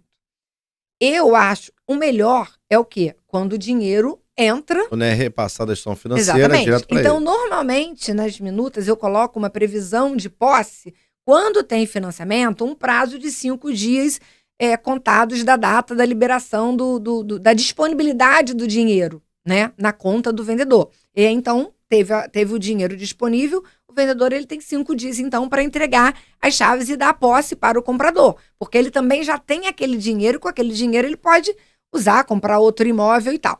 Mas a gente pode estabelecer a posse antes? Pode, não impede. Aí eu acho que também vai muito, é isso que eu falo do caso a caso. Eu acho muito importante nesse caso, por exemplo, eu não gosto de abrir mão das vendas lá, caso seja antes do repasse da instituição financeira, que seja pelo menos apresentado o protocolo de pré-notação daquele registro ali. Sim. Porque por mais que você tenha um contrato de um banco público ou um banco privado garantindo o pagamento pós-registro daquele... Podem cair exigências. Pode cair exigências e tudo mais. Mas ele pode nem levar para registro. Então, o mínimo, para pelo menos a pessoa ter acesso às chaves, pelo menos a pré-anotação. Sim. Que pelo menos já foi dada entrada e vai ser iniciado um processo de registro de um banco, Sim. de um contrato emitido pelo banco. Tá. Outra cláusula super importante, daí a gente já está falando de um contrato preliminar com no mínimo 4, 5 folhas, né? Outra cláusula que eu acho... E um monte de gente fazendo com uma folhinha, 2 folhinhas. E aí depois reclamo que meu contrato é muito grande, né? Mas... Não, e não precisa de corretor nem advogado, não. Pode fazer por conta própria, é seguro. Não, vai no Google, né? Vai no Google, né? 5 anos de faculdade se transforma em Google, né? É simples, é verdade. Né? Não, realmente, se você olhar no Google, tem lá vários modelos de contrato preliminar. Mas eu tô falando assim, quantas cláusulas que a gente está falando, quantas situações que a gente está falando, que certamente não estão no Google. É o que eu falo, eu acho assim, um contrato de promessa de compra e venda, um contrato preliminar, ainda que seja um recibo de sinal, ele não pode ser simples, né? Você não compra um imóvel todo dia... O perigo é tanto quanto você se automedicar. A S serve para todo mundo, não, assim, o remédio serve para todo mundo. Quantas vezes durante a sua vida você vai comprar um imóvel? Óbvio, não tô falando da minoria, tô falando da maior parte das pessoas, né? Sim. Quantas vezes na vida você vai comprar um imóvel, né? Então, se você vai comprar um imóvel, eu acho que em poucas vezes durante a sua vida, eu acho que você tem que ter um mínimo de cuidado. Não dá para você ir no Google, fazer um copia e cola, e muito menos... Eu acho possível você achar que você pode ir numa imobiliária ou numa corretora e fazer um modelo padrão, né? Eu acho assim que não existe. Olha a diversidade de caminhos que a gente está falando aqui, né? Que você não vai encontrar no modelo padrão, né? Você tem que ver o caso a caso, né? Cada paciente um caso. Exatamente. E aí uma outra cláusula que eu estava falando da posse, eu não sei se eu já falei, mas assim, do prazo para ele apresentar a gente já falou, né, do prazo para ele apresentar no registro de imóveis. E uma outra questão importante. A partir desse momento também ele assumir todos os custos, né? Ele Sim, entrar no imóvel, e outra começar coisa, a pagar o IPTU, além o condomínio, prazo, a partir desse momento. Sim, além da cláusula, onde você estabelece um prazo para o comprador apresentar aquele registro, aquela certidão no registro de imóveis, é importante também você ter uma cláusula onde as partes se obrigam a cumprir todas as exigências de forma que o contrato esteja registrado no RGI no menor tempo possível, né? Então, assim, é uma cláusula, mais uma cláusula. Você bota lá mais um pouquinho mais um parágrafozinho no teu contrato. Isso, né? É muito importante porque o que você puder ter zelo e preocupação em não ter pendência, Sim. Você tem uma economia de pelo menos, aí, em média, por exemplo, na nossa cidade, aqui em Niterói, de pelo menos 15 dias. Sim.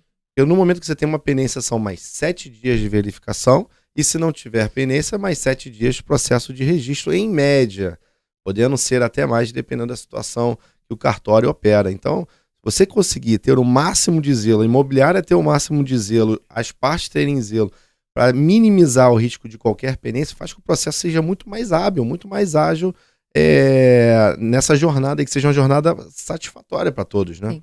Então, Davi, assim, a gente com aquelas palavrinhas, né, que eu falei no início, a gente falou do quem. O quê? Eu não sei se quem está assistindo assistiu desde o início, a gente falou do quem, né, das partes, do que é o objeto, do quanto, que a gente falou do preço e da variedade de formas, né, da variedade de forma de pagamento do preço. Esqueci de falar do pagamento também através de outro imóvel, né? É a permuta.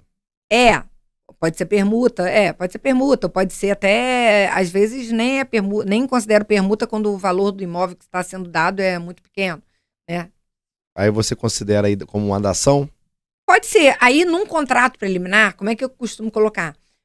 X será pago através da obrigação do comprador de transferir para o vendedor o imóvel de sua propriedade, localizado na rua tal. E aí, tem a necessidade de eu incluir todas as cláusulas que eu falei do que, né, do objeto, nesse imóvel que será dado como pagamento. Né? Nesse caso, como permuta, você julga importante 2 contratos, ambos os contratos informando o imóvel que está utilizando num único contrato? Não, pode ser num único contrato. Você então, já informa o formato de pagamento? Sim. Por que quando você falou permuta, eu identificar, eu acho que o menos importante é você dar o título, né? Uhum. A obrigação de que Independente nessa se situação, tem torna, se não exatamente, tem torna.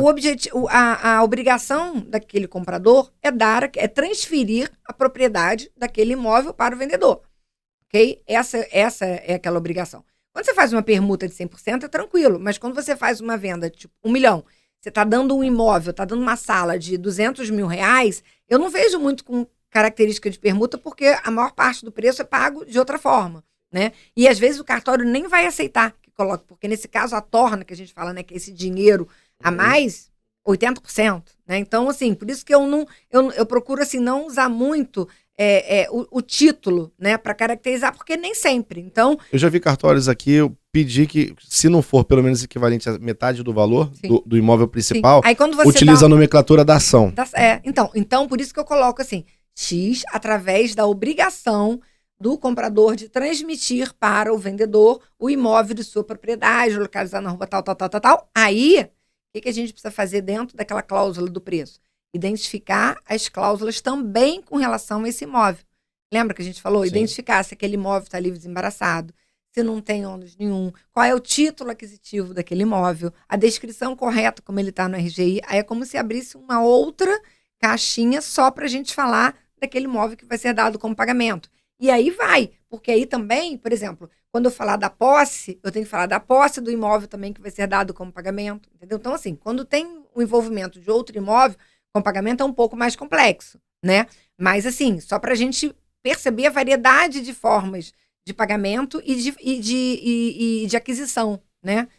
Vamos lá, então a pessoa teve toda essa preocupação, lavrou a escritura num cartório de notas, acabou que a região que ela mora não é notas, mas registro é só notas, e ela não levou essa escritura para registro. Quais são os riscos? Qual o risco que ela pode ter? Ela pode ter, mesmo lavrado a escritura, ter uma execução desse imóvel, ter problema de possível execução do antigo proprietário. Queria falar muito sobre isso, porque eu vejo, de forma cotidiana na imobiliária, que muitas pessoas, na hora de apresentar o documento, apresentam a escritura. Sim. E quando eu vou tirar R$11 sobre consulta para verificar a propriedade, a pessoa não registrou. Sim. Vale a pena fazer isso? Não. Tem risco? Não. Aí eu vou voltar lá ao que a gente falou desde o início, quando você falou assim, Daniela, quais os cuidados da pessoa que vai comprar? Aí eu falo, não, Davi, vamos pensar além. Não apenas os cuidados de quem vai comprar, também de quem vai vender, né? Então, além, quando você vai comprar um imóvel, você precisa tirar uma certidão do imóvel, mas eu acho que quando você vai vender, você também precisa tirar, e justamente para conferir isso, para constatar que, de fato, aquele teu título aquisitivo está registrado. E o que pode acontecer se aquele teu título aquisitivo não está registrado? Aí aquele chavão que a gente usa, né, que todo estudante de direito aprende, que só é dono quem registra, né? Sim. E, de fato, se, por exemplo, é até uma situação absurda, não é muito comum, né? Poucas vezes acho que eu vi isso na minha vida, mas se, por exemplo, o vendedor ele vender para 2 pessoas, pode ter sido um no dia 1º e o outro no dia 30, quem é dona, quem registra primeiro. Quem prenotou primeiro, quem deu entrada no título primeiro. Então, daí a importância, né, de você registrar.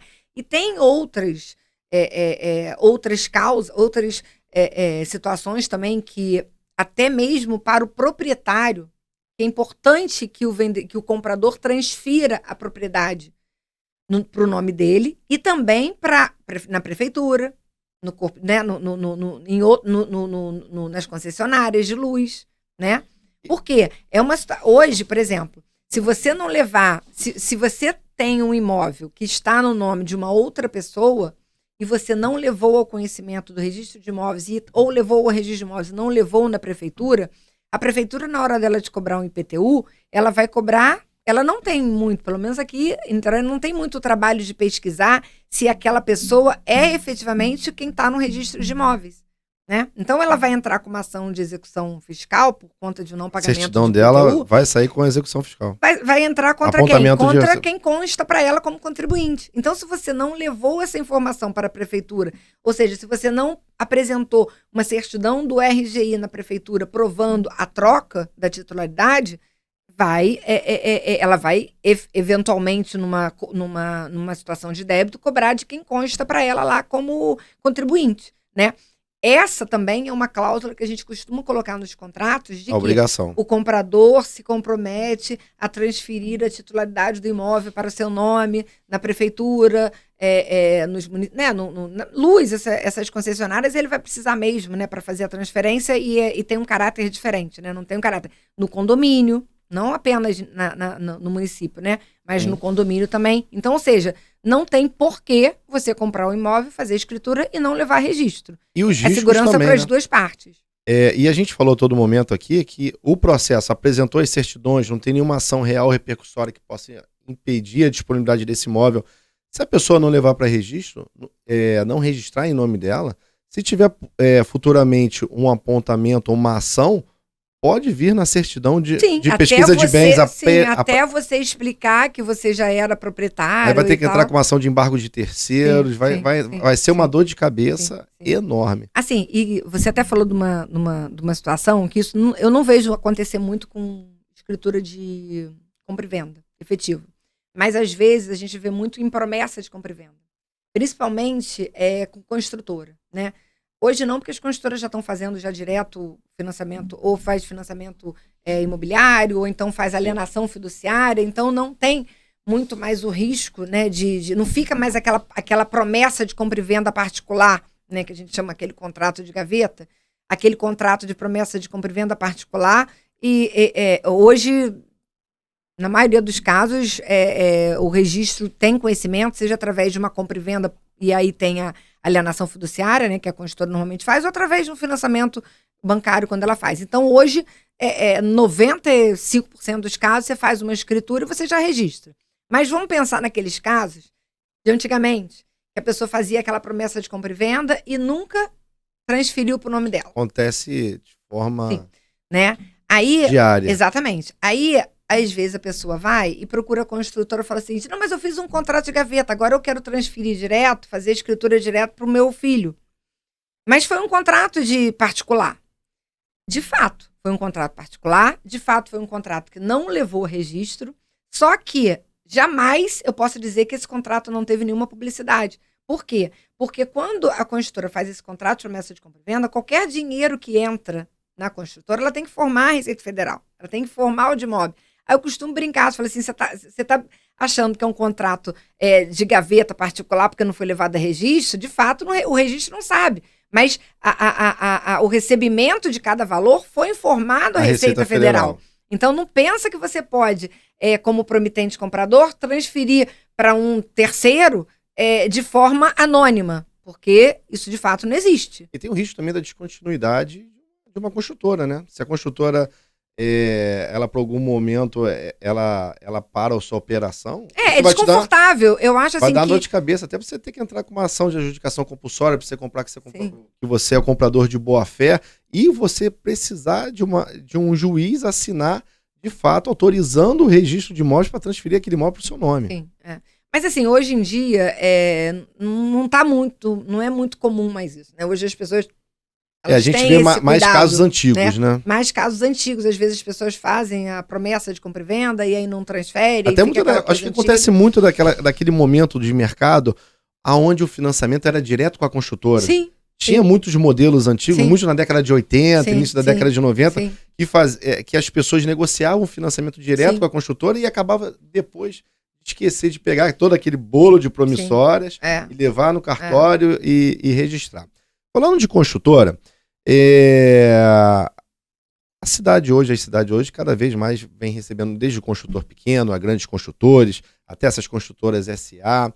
Queria agora falar um pouco no imóvel na planta. Quais equipamentos que a gente tem jurídico hoje? Quais dispositivos jurídicos hoje que as pessoas que amparam o cliente hoje. Sim. Queria falar um pouco sobre isso. Tá. Quais as preocupações que o cliente tem hoje na aquisição de imóvel na planta? O que dá segurança para ele do imóvel na planta? Qual o passo a passo inicial para ele ter essa preocupação? Sim, vamos lá. Em primeiro lugar, assim, desde 1964, né, que é a Lei de Corporação 4591, que ela prevê que toda e qualquer comercialização, ela tem que ser feita, ela só pode ser feita a partir do momento em que o incorporador, né, ele registra uma coisa que a gente chama de memorial de corporação no registro de imóveis. Ah, Daniela, o que é esse memorial de corporação? Costumo falar que é um dossiê, né, onde tem todas as informações jurídicas, técnicas, financeiras. Projetos aprovados. Exatamente, acerca licenças. daquele empreendimento. Mas por que isso, né? Obviamente, a lei foi uma ideia brilhante. Por quê? Você está comprando um apartamento, 501 da rua Mendes Sá, número tal, você está vendo lá o apartamento, né? Você está vendo o imóvel. Sim. Quando você está comprando um imóvel na planta, você só vê um terreno, né? Você vê lá, você vai vendo um prédio subindo, mas efetivamente aquele imóvel não existe.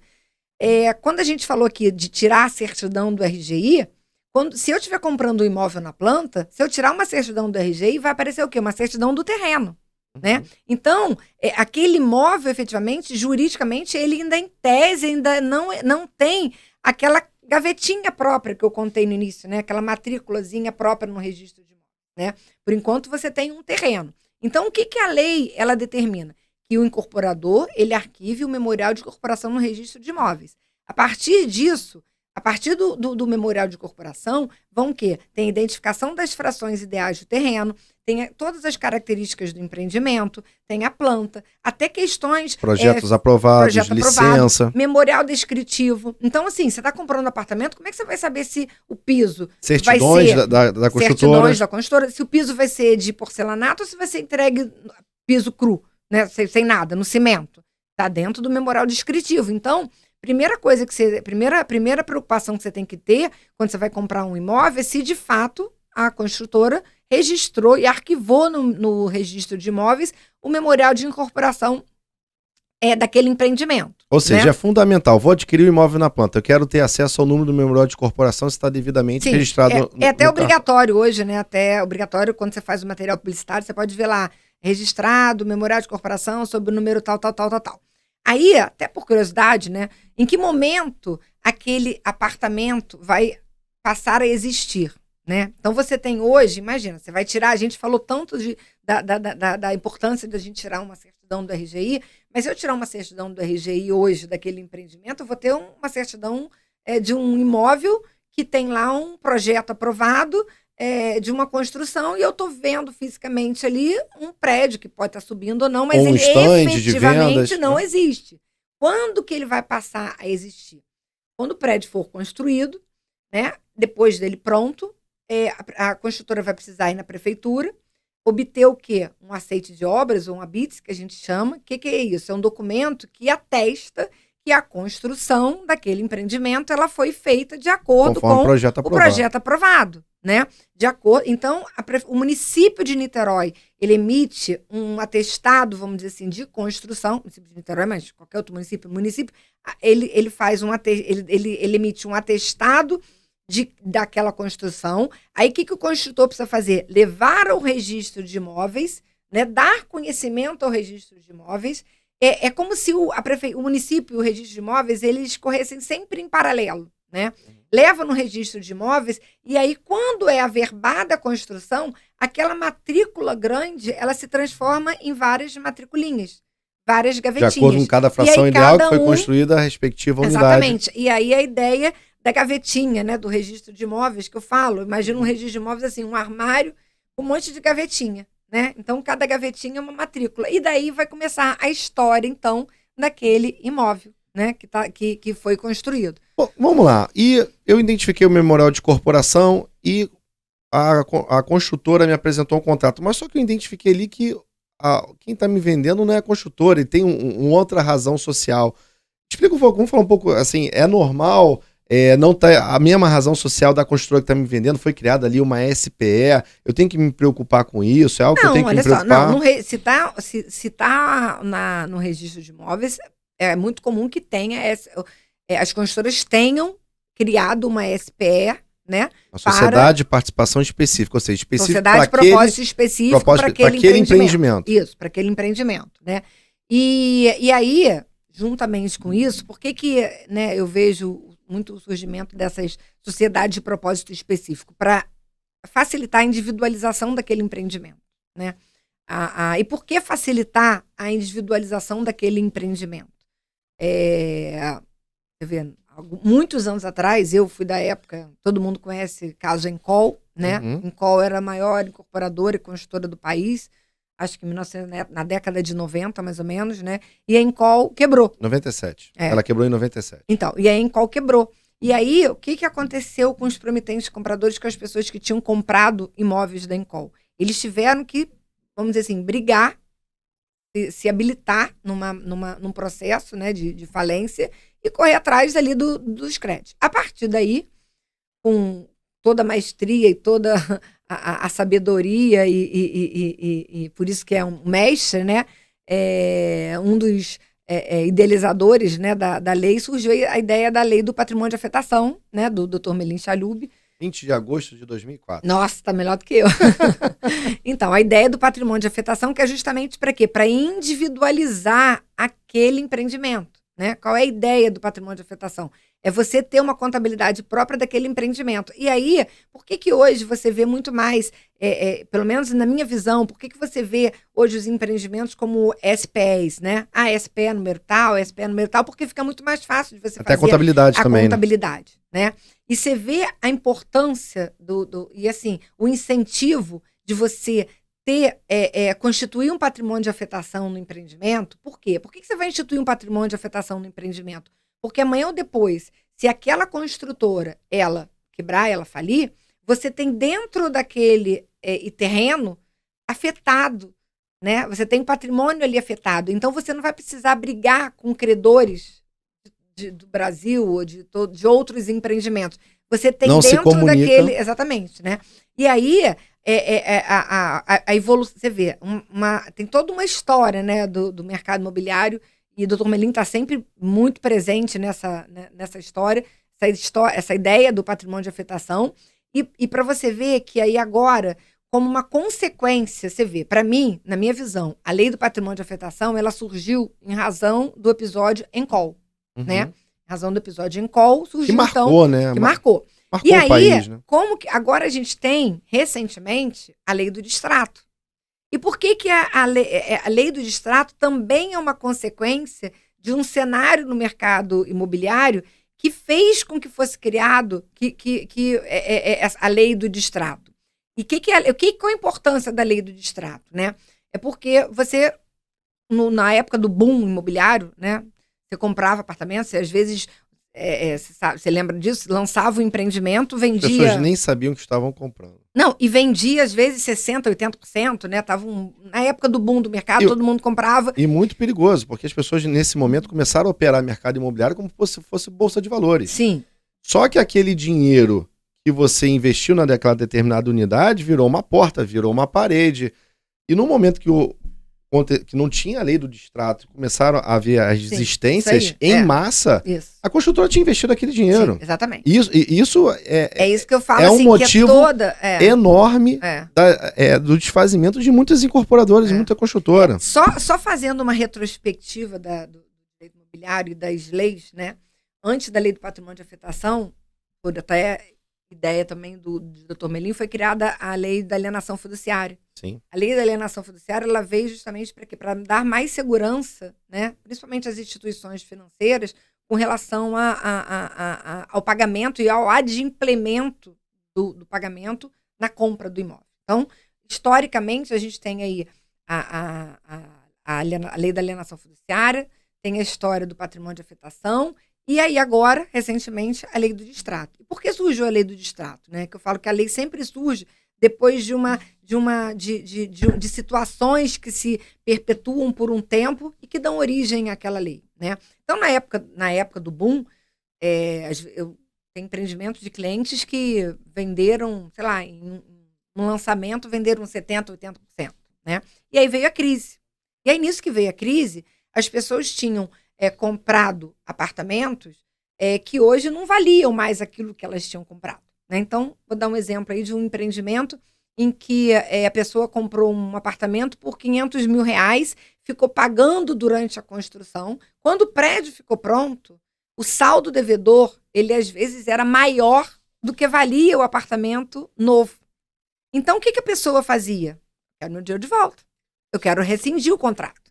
E aí, a gente teve um número de distratos absurdo, que desestabilizou absurdamente as construtoras e o mercado imobiliário. Você pode olhar para trás. Você pode olhar para trás. Esse dinheiro ficou. Exatamente. Você pode fazer uma retrospectiva e você vê que durante um tempo existe um vácuo de lançamentos, não apenas por causa da pandemia, mas até mesmo por exemplo, na antes. nossa cidade de Niterói, 2015 a 2018, praticamente a gente ficou sem lançamento. Sim, na cidade. Mas por quê? A gente tinha hipóteses, eu tinha várias ações de distrato. Era muito fácil. Parecia um banco de investimento. E a jurisprudência, ela entendia o quê? Que o promitente comprador poderia rescindir o contrato e a construtora devolver 70% a 80% do valor pago corrigido. Então, virou um negócio excepcional. Né? E é muito triste, então, porque a gente teve excelentes construtores que tiveram que descontinuar num cenário como esse. E aí, então, veio, juntamente com isso, vieram o quê? Aí veio uma falta de estabilização geral, aí vieram obras atrasadas, né? A gente passou por um período muito ruim, e aí a lei do distrato, eu a vejo como uma forma de regulamentar situações, como, por exemplo, ela prevê, numa hipótese de distrato, todas as perdas. E aí eu estou te falando, por que eu falei isso? Da história do patrimônio de afetação. Por quê? Quando você faz uma promessa de compra e venda com a construtora, se você ficar inadimplente, se o empreendimento tiver patrimônio de afetação, a pessoa perde 50% do valor. Se não tiver patrimônio de afetação, é 25%. Então, daí você já vê que uma coisa está sempre agregada à outra, né? De outro lado, a lei do distrato também, ela veio a criar penalidades para as construtoras na hipótese de atraso de obra, né? Na hipótese de atraso de obra. Então, hoje, a lei do distrato, ela veio o quê? Para regulamentar e criar regras para evitar julgamentos diversificados. Eu tive casos assim, de um mesmo empreendimento, de uma mesma construtora cliente, onde um juiz mandava devolver... Jurisprudências totalmente diferentes. 80%, o outro mandava devolver 70%, o outro mandava devolver 60%, um mandava devolver com correção, o outro mandava devolver com juros. Hoje já existe, a lei ela já estabilizou e já padronizou isso. Então, o que a lei diz? Pode rescindir? Até pode. Só que você vai perder. Aí tem aquele percentual, você vai perder a comissão de corretagem, você tem também, de outro lado, tem a penalidade para a construtora na hipótese de atraso. Então, assim, vamos dizer assim, uma evolução histórica, né, da lei acompanhando o mercado imobiliário a todo tempo. Né? E vamos lá, como que a pessoa identifica que aquele imóvel que ele está querendo adquirir na planta aderiu ou não ao patrimônio de afetação? Está no contrato? Quando ele registra no memorial de corporação, ele tem que informar se tem ou não patrimônio de afetação. E no contrato de aquisição dele é obrigado a ter essa informação? Não, obrigado, não vejo como sendo obrigatório não, mas normalmente tem. Tá? Na verdade, patrimônio de afetação é até uma garantia, né? É uma forma de garantia para o adquirente. Por quê? Porque quando ele está comprando um imóvel de um empreendimento que tem o patrimônio de afetação, ele sabe que se amanhã ou depois acontecer alguma situação, a construtora quebrar, ele tem o quê? O terreno, ele tem as acessões, né, eventuais construções que foram feitas, as dívidas estão limitadas àquele empreendimento. Então, entendeu? Então, assim, fica muito mais fácil, tanto que hoje, numa situação dessa, é muito comum o quê? Os condôminos, né, os adquirentes, eles assumirem a obra, constituírem uma nova construtora para tocar a incorporação, para ficarem num prejuízo menor. Né? Sim. E nas construtoras que você atende, você vê algum incentivo, uma facilidade maior dos bancos na hora de financiar a obra, quando a obra está afetada, está com patrimônio de afetação? Você vê uma exigência dos bancos quanto a isso? Sim, com certeza. Sim. E gera uma segurança maior? Pelo menos, pelo que eu saiba, todos os bancos só financiam se tiver patrimônio de afetação.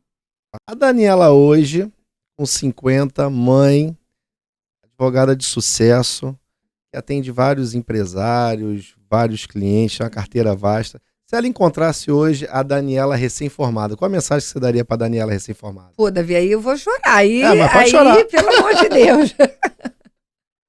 Então, eu acho que eu falaria, em primeiro lugar, assim, né? Faça o melhor que você puder. Eu acho que, assim, na vida a gente tem sempre dois caminhos, né? O caminho da acomodação ou o caminho de você fazer o melhor. E eu falo isso sempre para os meus filhos, né? Eu acho que a gente tem sempre que optar por fazer o melhor em cada coisa que a gente faz, né?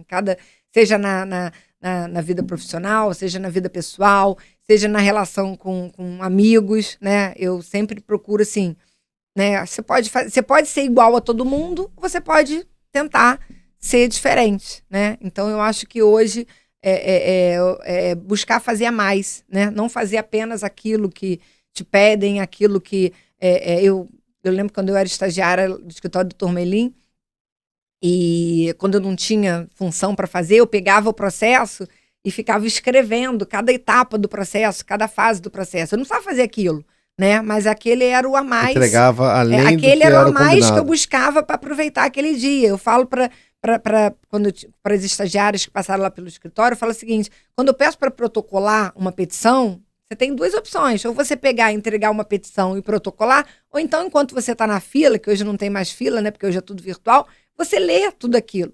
Você pode ler ou você pode não ler. Qual é a opção que você vai querer, né? Qual é o caminho que você vai escolher? E aí, buscar, exatamente. né? E é sempre, na verdade, escolher o melhor caminho no sentido de fazer o melhor, sempre com ética, com humildade, né? Com seriedade. E aí, acho que é isso. Pô, que massa. Foi um prazer Ai, imenso, Davi, foi eu que muito agradeço. bom. Foi menos doído do que eu imaginei. Eu falei meu Deus, agora eu tô tensa, com medo de assistir. Eu falei, meu Deus, será que eu vou ficar com aquela vergonha alheia que às vezes eu fico? Tomara que não. Bom, vamos fazer o seguinte.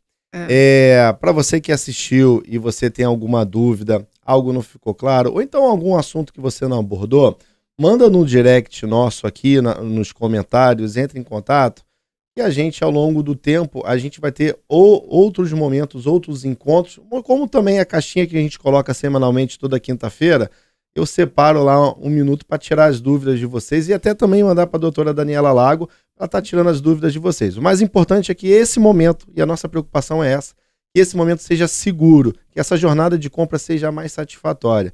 Nosso desejo é que cada vez mais as compras e vendas realizadas por todos vocês sejam o mais seguro possível. Obrigado por acompanhar a gente até aqui. Um grande abraço para todos vocês. Tchau, tchau. Muito bom, hein? Obrigada.